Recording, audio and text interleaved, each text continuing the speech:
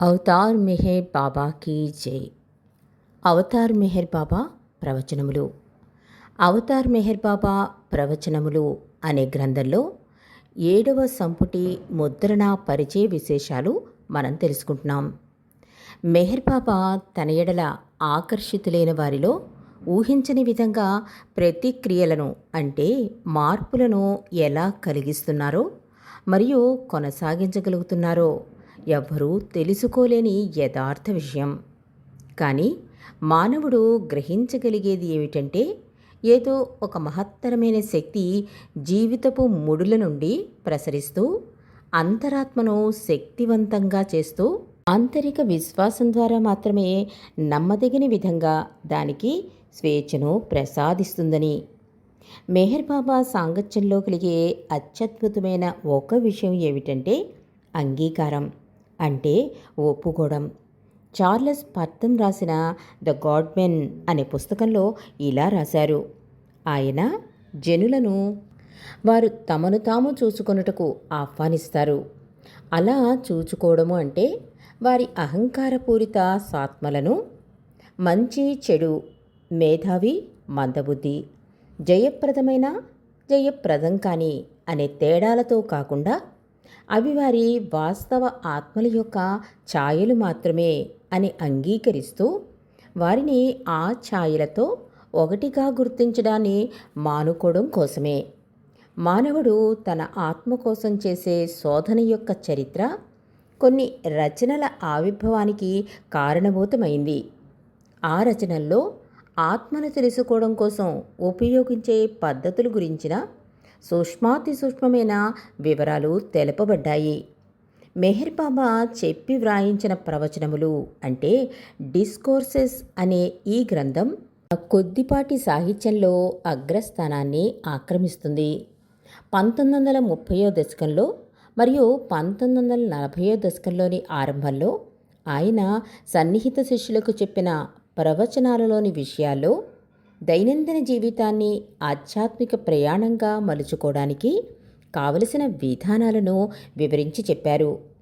సృష్టి స్వరూపాన్ని విశదపరిచి సాధకుడు అవతారునితో సద్గురువుతో కలిగి ఉండే సంబంధం గురించి స్పష్టంగా చెప్పారు.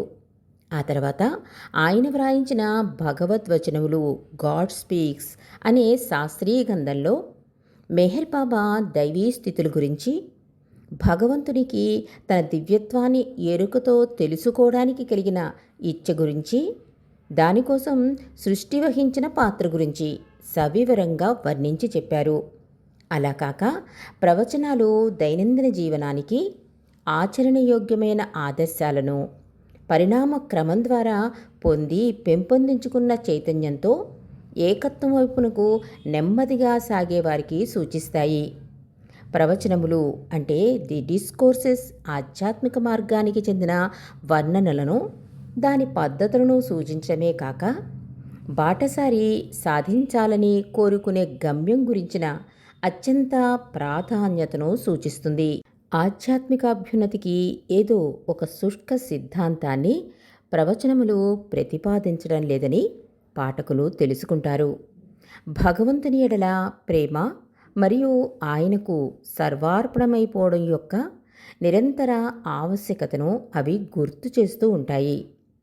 ఆధ్యాత్మిక మార్గంలో దారి పొడవునా దైవ ప్రేమయే నడిపించే శక్తిగా ఉంటుంది మరియు భగవంతుని ఎడల ప్రేమ, ఆయనకు అర్పణ అనేవే ఆఖరికి సద్గురువు కృపతో గమ్యాన్ని చేరుస్తాయి.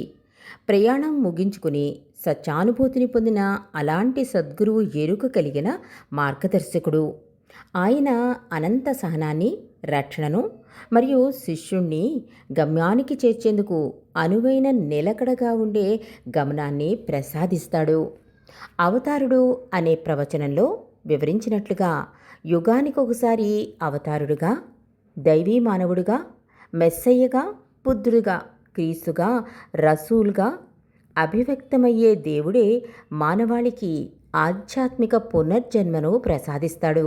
ఎందుకంటే అవతారుడు విడుదల చేసే ఆధ్యాత్మిక వరప్రసాదం అపరిమితమైన కోణాల్లో ఆవహిస్తుంది. అవతారుని కృప అడుగడుగున సత్యం వైపు ప్రయాణించే అందరిపై సమంగా ప్రసరిస్తుంది.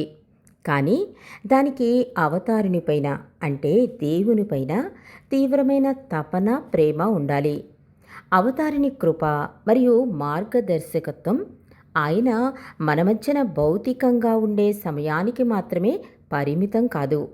ఆయన అవతారుడిగా వచ్చేది అప్పుడు ఉండే సమకాలీన ప్రజల కొరకు మాత్రమే కాదు, ఆ తర్వాత తరాల వారి కోసం కూడా.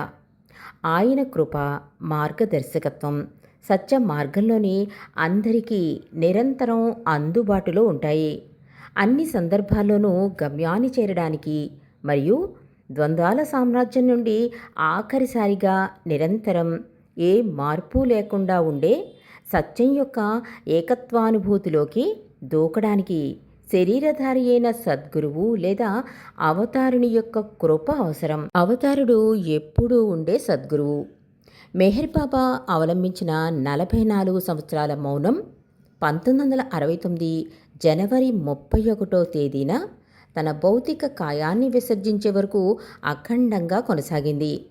ఆయన జీవితపు ఆఖరి సంవత్సరాలు 2 మోటారు కార్ల ప్రమాదాల కారణంగా అమిత భౌతికపరమైన బాధలతో గడిచినట్లుగా గుర్తించబడ్డాయి.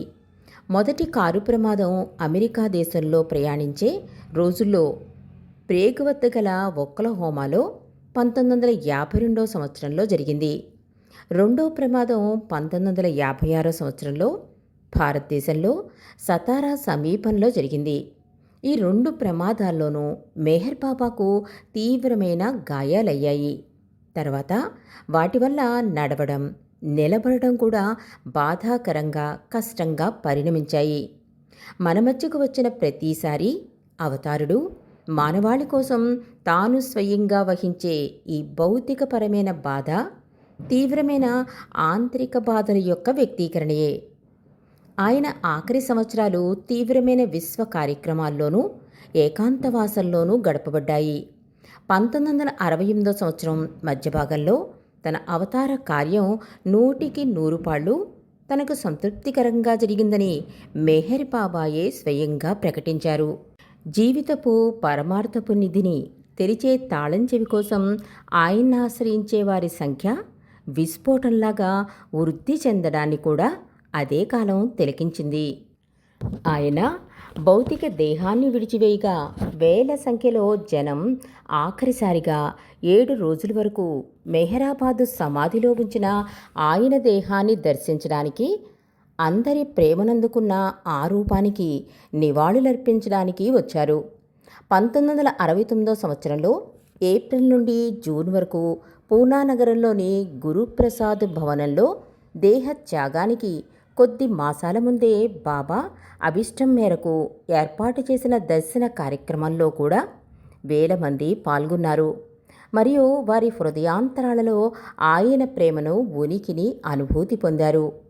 నేడు మెహర్ బాబా ప్రేమ నిరంతరం విస్తృతి చెందుతూ అనేక వర్గాల నుండి, అన్ని జీవిత రంగాల నుండి, అన్ని మతాల నుండి ఆయన ప్రేమపూర్వకమైన మార్గదర్శకత్వంలో సత్యశోధనకే ప్రపంచం నలుమూలల నుండి అనేకులు ఆయన వద్దకు ఆకర్షింపబడుతున్నారు. ప్రపంచవ్యాప్తంగా వందల సంఖ్యలో బృందాలుగా మెహర్ బాబా ప్రేమికులు పనిచేస్తున్న పశ్చిమ దేశాల్లో ఒకటి మెహర్ స్పిరిచువల్ సెంటర్ పేరుతో అమెరికాలోని సౌత్ కరోలినాలోని మెట్టిల్ బీచ్లోను, ఇంకోటి అవతార్స్ ఎబోర్డ్ అనే పేరుతో ఆస్ట్రేలియాలోని క్వీన్స్లాండ్లో గల పూంబీలోనూ 2 ప్రముఖ కేంద్రాలను మెహర్ బాబాయే స్వయంగా ఏర్పాటు చేశారు. ప్రతి సంవత్సరం వందలాది సాధకులు ఈ కేంద్రాలను సందర్శిస్తారు. వేల సంఖ్యలో యాత్రికులు మెహరాబాద్లోని అవతార్ మెహర్ బాబా దివ్య సమాధిని, చాలా కాలం ఆయనకు నివాస స్థానంగానున్న మెహరాజాదును దర్శించుకుంటారు. ఈ 2 క్షేత్రాలు భారతదేశంలో అహ్మద్నగర్ పట్టణానికి సమీపంలో ఉన్నాయి. అవతార్